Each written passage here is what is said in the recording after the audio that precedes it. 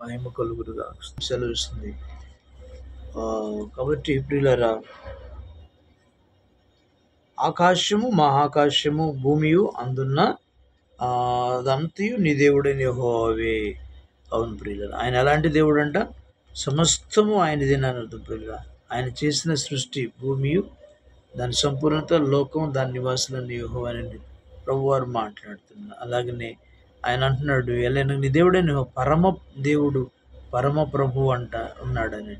ఆయనే మహాదేవుడు, పరాక్రమవంతుడు, భయంకరుడైన దేవుడు, రోషము కలిగిన దేవుడు అండి, భయంకరుడైన దేవుడు అండి.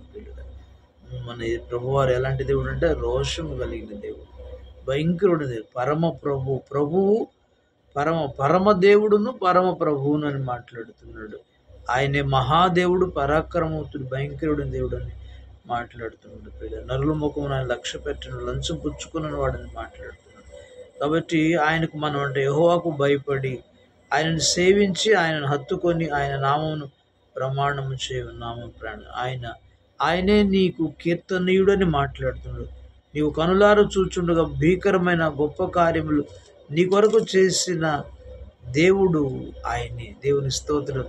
ఐగుప్తు దేశంలో గొప్ప కార్యములు చేసినవాడు, ఎన్నో అద్భుతాలు చేసినటువంటి దేవుడు, నీ ముందు చేసినవాడు నీ దేవుడని మాట్లాడు. ఆయన ఎవరంటే మన దేవుడైన యెహోవా, యేసుక్రీస్తు ప్రభువారని అర్థం. ఆయనే దేవుడని అర్థం. పిల్లలు గమనించండి, ఆయనే పరమ దేవుడును, మహాదేవుడును అని మాట్లాడుతున్నారు. దేవునికి మహిమ కలుగును గాక. పరమ దేవుడును పరమ ప్రభువునయ్యున్నాడు. ఆయనే మహాదేవుడు, మా పరాక్రమవంతుడు, భయంకరుడైన దేవుడు అని మాట్లాడు. ఆయన ప్రియులరా నీకు కీర్తనీయుడు అని మాట్లాడుతున్నాడు. నీ ఎదుట ఆయన గొప్ప అద్భుతములు చేసిన మన దేవుడని, నీ దేవుడని మాట్లాడుతున్నాడు పరిశుద్ధాత్ముడు. కాబట్టి ఆయన మన దేవుడు, మన ప్రభు.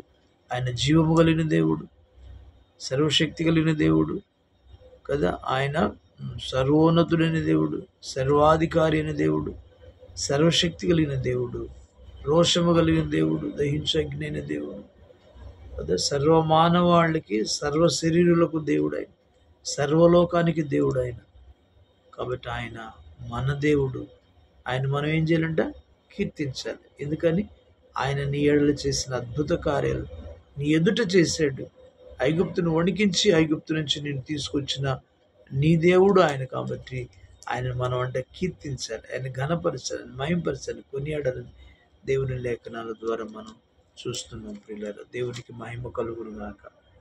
ఆయన తెలియజేస్తున్నటువంటి ఆ మహాదేవుడు ఆకాశం మహాకాశంలను కలుగు చేసినవాడు, ఆకాశం మహాకాశములు పట్టజాలన్నవాడు, వెండి బంగారములన్నీ కూడా నావి, సమస్త భూమి నాది అని అంటాడు. అలాంటి శక్తిమంతుడు మనకు దేవుడుగా, ప్రభువుగా ఉంటే ఏం కొద్దు ఉంటుంది ప్రియులరా. మనమే ఆయనకు అవిధేయులమై, దేవునికి దూరస్తులమై ఆయన ఇచ్చేటువంటి దీవెనలు పొందుకోలేకపోతున్నాం. కాబట్టి ఆ ప్రభువును ఆశ్రయించాలి, లోబడాలి, భయపడాలి, మాట వినాలి, ఆయన చెప్పింది చేయాలి. తప్పకుండా మనము అర్హులమవుతాం. స్వకీయ సంపాద్యంగా మార్చుకున్నాడు ప్రభువారు, తన బిడ్డలుగా స్వాస్థ్యంగా చేసుకున్నాడు ప్రభువారు. కాబట్టి ఆయన మాట విందాం. ఈ రోజున ఆయన చెప్పే ఒక మాటను 45వ కీర్తనలోంచి ధ్యానించుకో. 45వ కీర్తన 10వ వచనం ఒకసారి. కుమారి ఆలకించుము, ఆలోచించి చెవియు. ఏమంటున్నాడు? కుమారుడా, కుమారి ఆలకించి, ఆలోచించి, ఆలకించాలి, ఆలోచించాలి, చెవి యొగ్గాలి అని మాట్లాడుతున్నాడు. కాబట్టి ఏ విషయంలో ఆలకించాలి, ఏం ఆలకించాలి, ఏం ఆలోచించాలి, ఏమి చెవి యొగ్గాలి అని మనం ధ్యానిస్తే ఆయన అంటున్నాడు, ఆయన చెప్పే మాట, నీ స్వజనమును, నీ తండ్రి ఇంటిని మరుము అంటున్నాడు. స్తోత్రం చెప్దాం. హల్లెలూయా. నీ స్వజనమును, నీ తండ్రి ఇంటిని మరుము అంటున్నాడు ఆయన. ప్రియులారా గమనించండి, ఈ రాజు నీ ప్రభు, అతడు నీ సౌందర్యమును కోరినవాడు, అతనికి నమస్కరించుము. తూరు కుమార్తె నైవేద్యం తీసుకుని వచ్చుచు జనులలో ఐశ్వర్యవంతులు నీ దయను వెతుకుదురు. అంతఃపురములుండు రాజకుమార్తె కేవలం మహిమ కలదామె. వస్త్రము బంగారు బుట్ట పని చేసినది. విచిత్రమైన పనిగల వస్త్రం ధరించుకొని రాజునందుకు ఆమె తీసుకుని రాబడుచున్నది. ఆమెను వెంబడించి ఆ చెలికెత్తలైన కన్యకులు నీ వద్దకు తీసుకుని రాబడుచున్నారు. ఉత్సాహ సంతోషం వారు వచ్చుచున్నారు, రాజనగులు ప్రవేశించున్నారు. నీ పితరులకు ప్రతిగా నీకు కుమారులు భూమి అంతటా నీవు వారికి అధికారులుగా నియమించదు. తరములన్నిటి నీ నామము జ్ఞాపకం నేను చేయుదును. కావున జనములు సర్వకాలం నీకు కృతజ్ఞతాస్తులు చెల్లించుదురన్నమాట. కాబట్టి ఆ పరమ దేవుడు, పరమ ప్రభు, మహాదేవుడు, భయంకరుడైన దేవుడు, జీవము కలిగిన దేవుడు మాట్లాడుతున్నటువంటి ఒక మాట, ఆయన తెలియజేస్తున్నటువంటి ఒక మాట, ఆయన అడుగుతున్నటువంటి, ఆయన అంటున్నాడు, చెవియొగ్గండి నా మాటకు, ఆలోచించండి, ఆలకించండి, ఆలోచించండి అని మాట్లాడుతుంది. ఆలకించమంటున్నాడు. ఆలకిస్తున్నావా దేవుని మాట? దేవుని వాగ్దానాలు ఆలకిస్తున్నావు, దేవుని మాటలు, దేవుని ఆజ్ఞలు ఆలకిస్తున్నావు, దేవుని వాక్యాన్ని ఆలకిస్తున్నావా? ఆ వాక్యం గురించి ఆయన చెప్పిన మాట గురించి ఆలోచిస్తున్నావా? ఆయన చెప్తున్నట్టు మాట చివరి దినాల్లో అంటున్నాడు, భూమికి తీర్పు తీర్చిపోయేటువంటి దినం ఒకటి నిర్ణయించాడంట. ఆయన ఫిక్స్ చేశాడు.